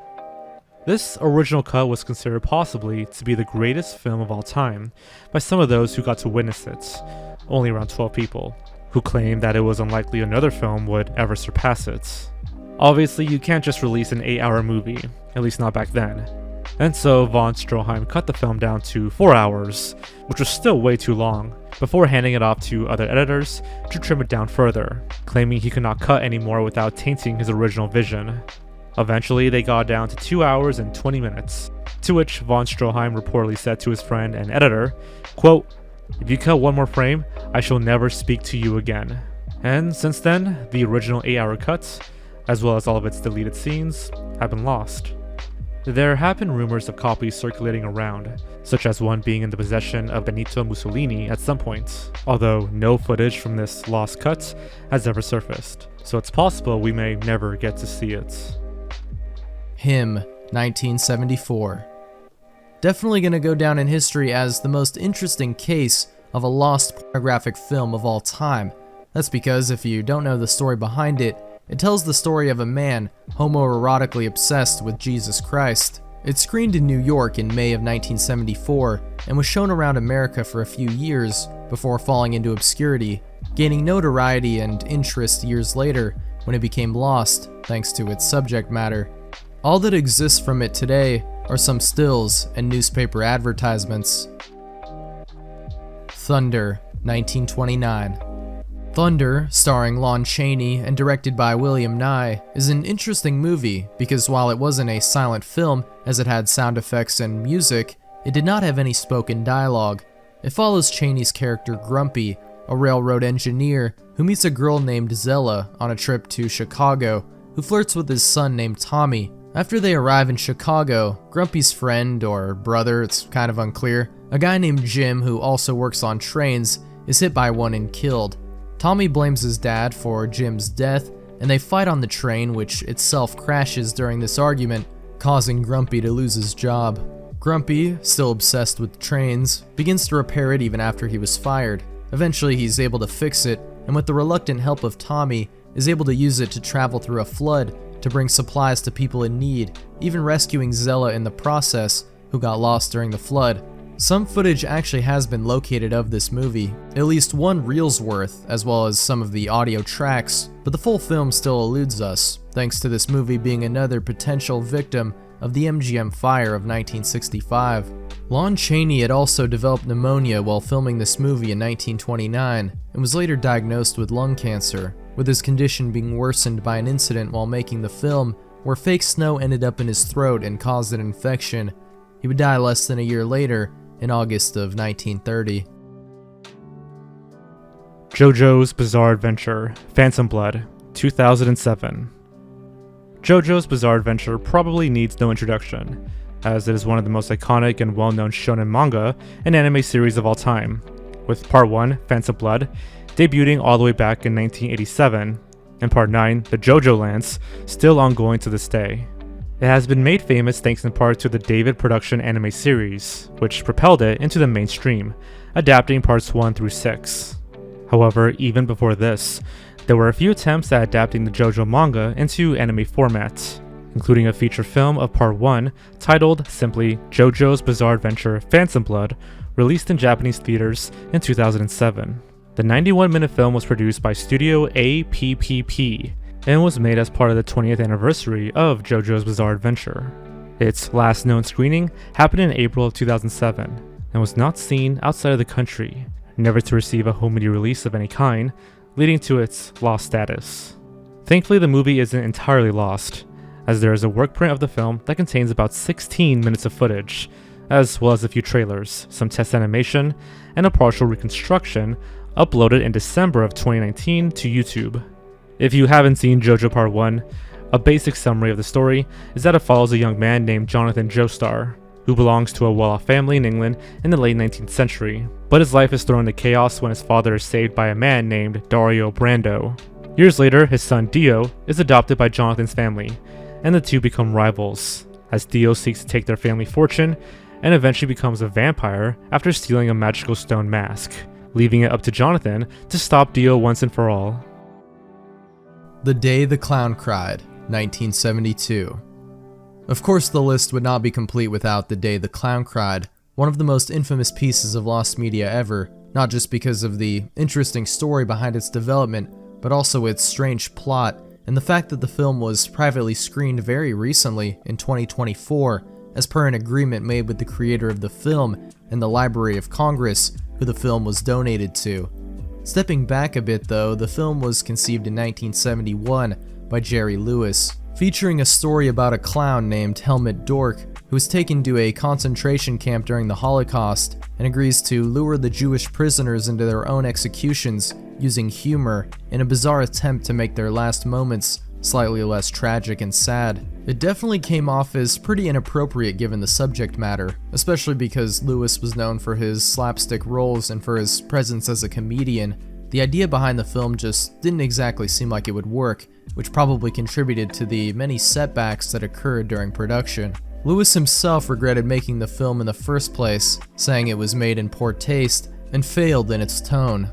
Because of this, the film was never actually finished or released, with Lewis refusing to show it even after decades, only finally agreeing to donate the film to the Library of Congress in 2015 if they agreed not to show it until the year 2024, which they did.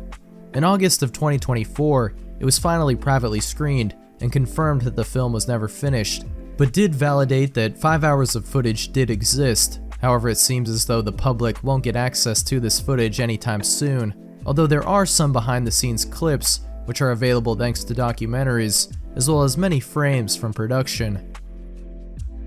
London After Midnight, 1927. Arguably the most iconic lost film of all time, London After Midnight is a silent horror film from 1927, starring Lon Chaney yet again, and is also a victim of the MGM fire that destroyed countless pieces of film history.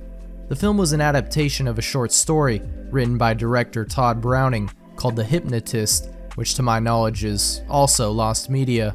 The movie revolves around Lon Chaney's character, Edward Burke, who investigates the apparent suicide of a rich man named Roger Belfour. Initially, he suspects the neighbor's nephew of being involved, but has no way of proving it.